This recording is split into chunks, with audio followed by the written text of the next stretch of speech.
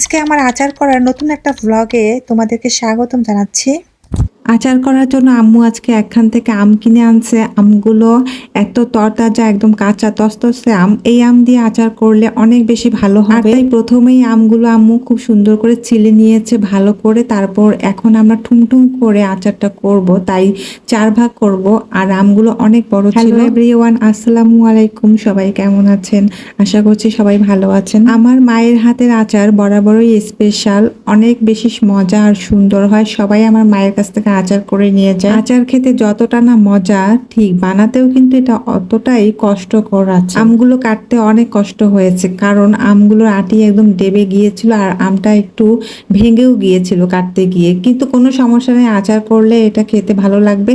আর আমগুলো কেটে তারপর ধুয়ে নিলাম। কাটার পরে ওগুলো পানি শুকাতে দিয়েছি। এখন কিছু কাঁচা আম আমি দেখে লোভ সামলাতে পারলাম না, আমগুলো ঝালাত করতে বসে গিয়েছি।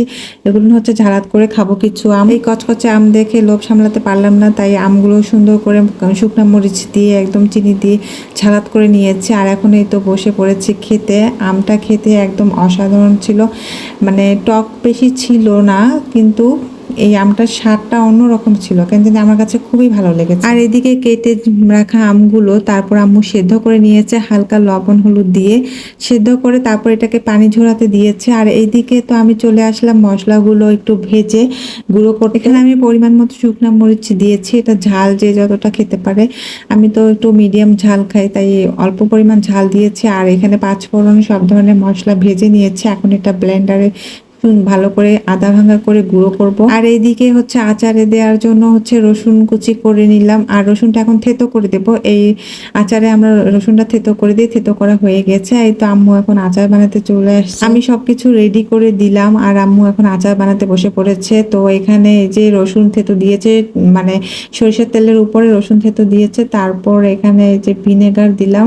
এখন আমগুলো দিয়ে দিচ্ছি। আমগুলো সবগুলো দিয়ে দিয়েছে। এখন এই তো এর উপরে হচ্ছে ভাজা মশলার গুঁড়োটা দিয়ে দিলাম। সব ধরনের মশলা দেওয়ার পর এর উপরে চিনি দিয়ে দিচ্ছে। চিনি দিয়ে আম্মু আমের কড়াইটা চুলার উপরে বসিয়ে দিবে, হালকা আছে এটাকে নাড়তে হবে। আর এইদিকে আম্মু শুকনা বড়াই আগে থেকে প্রসেসিং করা ছিল, তাই সেটাও আচার বানিয়ে নিল। আর ওইদিকে তো আমের আচার বানানোই হচ্ছে। তো বড়াই আচারটা কিন্তু অনেক বেশি মজা হয়েছে। আমি তো সব ধরনের আচার বানানোর প্রসেসিং শিখে গিয়েছি, কিন্তু আমি বানালেও আম্মুর হাতের মতো এরকম টেস্ট হয় না, কেননা আমার মায়ের হাতের আচার বরাবরই স্পেশাল। আমের আচারগুলো কালার দেখেই বুঝতে পারছেন আমের আচারটা কতটা লোভনীয় হবে। অনেক সুন্দর হয়েছে কালারটা। আচারটা যত হালকা আছে জাল হবে, তত এর ভিতরে মশলা এবং চিনিটা ঢুকে যাবে। আর আচারটা দেখতেও কিন্তু অনেক সুন্দর হবে। তো আচারটা ফাইনালি হয়ে গিয়েছে। আচারটা বানানোর পর বড় একটা গামলায় ঢেলে রেখেছে, তারপর এটা রোদে শুকিয়ে বয়মে ভরানো হবে। আচারটা কিরকম হয়েছে অবশ্যই কিন্তু কমেন্টস করে জানাবেন। সবাই ভালো থাকবেন। আল্লাহ হাফেজ।